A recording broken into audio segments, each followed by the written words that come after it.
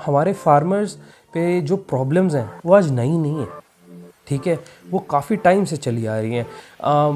और मैं ये भी नहीं कह रहा कि जो आज फार्मर्स को प्रॉब्लम है वो सिर्फ इसी गवर्नमेंट की वजह से, नहीं, प्रीवियस रिजीम्स ने, प्रीवियस गवर्नमेंट्स ने भी ढंग से नहीं हैंडल किया। बट वही बात ना, आप आग में घी क्यों डाल रहे हैं, ठीक है। If you can't change the things for better, why make it worse for them, ठीक है, why make it worse for them. जहाँ पे उन्हें एक सिक्योरिटी एश्योरेंस थी कि हाँ, अगर उनका कोई सामान नहीं बिकेगा तो एटलीस्ट उनका मंडी में एक मिनिमम प्राइस पे निकल जाएगा। वो एक सिक्योरिटी, एक एश्योरेंस आप उनसे जब ले रहे हो, वो भी सिस्टमेटिक वे से, ठीक है, जहाँ पे आप उस फार्मर को, जिसके पास शायद वो फाइनेंशियल कैपेबिलिटी ना हो, शायद वो एक एजुकेशनल कैपेबिलिटी ना हो कि वो आपकी इन टर्म्स एंड कंडीशंस को, पर काफ़ी हद तक फार्मर्स अपने हक समझते हैं, उन्हें अपने हक लेने आते हैं, अपने हकों की बात करने आते हैं। इसीलिए वो आज फार्मर्स आपके सामने हैं, आपकी सड़कों पे आपसे जवाब मांग रहे हैं। ये संडे को काम हुआ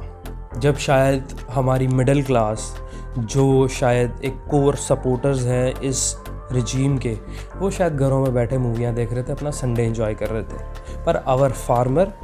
was out there on the streets, out there on the fields, working for this nation, feeding the people of this nation, ठीक है। आपने उनके अगेंस्ट, अपेरेंटली उनके अगेंस्ट, क्योंकि वो खुश नहीं है, ठीक है, मैं आपकी बात कभी नहीं सुनूंगा,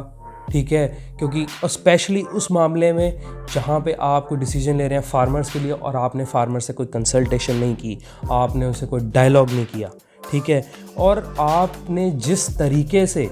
ये पास करवाया बिल, ये धज्जियाँ उड़ाता है हमारे डेमोक्रेटिक सिस्टम की लेजिटिमेसी को, हमारे डेमोक्रेटिक सिस्टम इटसेल्फ को, जहाँ पे एक पब्लिक के पास, एक इंडिविजुअल के पास राइट है अपनी बात रखने का और आपसे डिसेंट करने का, जो आप सुन नहीं रहे, ठीक है। आपके रातों रात बिल पास हो जाते हैं, आपकी रातों रात सरकारें गिर जाती हैं, सब रातों रात काम होता है, क्योंकि काले काम शायद रात को ही होते हैं, ठीक है, और काले काम जल्दबाजी में होते हैं। जिस जल्दबाजी में ये काम किया गया, ये बड़ा अनडेमोक्रेटिक था। तो ये सवाल पूछने चाहिए कि ये सरकार, पहली बात तो जो वो काम कर रही है वो क्या अच्छा है, वो शायद हमें समवट आंसर मिल चुका है, फार्मर्स ने हमें खुद आंसर दे दिया है with their protest and their disagreement and their outcry कि वो चीज़ सही नहीं है, ठीक है। आप डिबेट करें, डिस्कशन करें, डायलॉग करें, ठीक है, और फिर आप सुने हर तरफ की, मन की बात सुने। मिस्टर मोदी गवर्नमेंट मन की बात सुने, करे नहीं, हर बार अपनी नहीं करनी होती। ये कोई अथॉरिटेरियन कंट्री नहीं है। अगर शायद मुझे आपको याद दिलाना पड़ रहा है कि ये एक डेमोक्रेटिक कंट्री है, यहाँ पे एक इंडिविजुअल के पास राइट्स हैं, हर एक इंडिविजुअल, सिर्फ एक ही इंडिविजुअल नहीं है पूरे मुल्क का, सिर्फ एक बैठ जाएगा, सोच लेगा, समझ लेगा, कर लेगा खुद ही, क्योंकि आपके एक डिसीजन से हज़ारों, लाखों, करोड़ों लोगों की ज़िंदगियाँ डिस्टर्ब होती हैं, इफ़ेक्ट पड़ता है और काफ़ी लोग डिस्ट्रेस में जाते हैं। पहला बिल, ठीक है, farmers produce trade and commerce bill 2020। तो ecosystem where farmers and traders sell and purchase outside registered mandis. तो पहला तो इसका कारण है कि भाई वो जो हमारे फार्मर्स हैं वो मंडी के बाहर बेच पाएँ,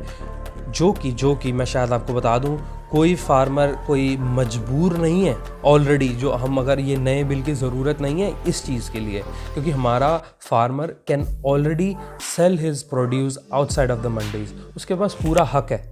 ठीक है, वो अपनी खेती को, अपने प्रोड्यूस को बाहर बेच सकता है, उसे ज़रूरत नहीं है मंडीज़ में जाने की। मंडीज़ क्या करती थी, वो सिर्फ अश्योर करती थी कि अगर वो फार्मर बाहर अपना प्रोड्यूस ना बेच पाए तो सरकार एक मिनिमम प्राइस पे उससे ले लेगी, ताकि वो फार्मर पे डिस्ट्रेस ना हो और एक उस फार्मर को उसकी मेहनत की एक बेसिक, एक मिनिमम वैल्यू दी जाए, ठीक है। कह रहे हैं कि बैरियर फ्री इंटरेस्ट रेट होगा, तो ये पहले भी था, ठीक है, फार्मर जहाँ चाहे वो बेच सकता था, तो कोई बात नहीं है। Reducing marketing and transportation cost apparently according to this, a framework of electronic trading. तो इलेक्ट्रॉनिक ट्रेडिंग ऑलरेडी हो रही थी, ठीक है, तो मिलते हैं अगली वीडियो में, सी यू।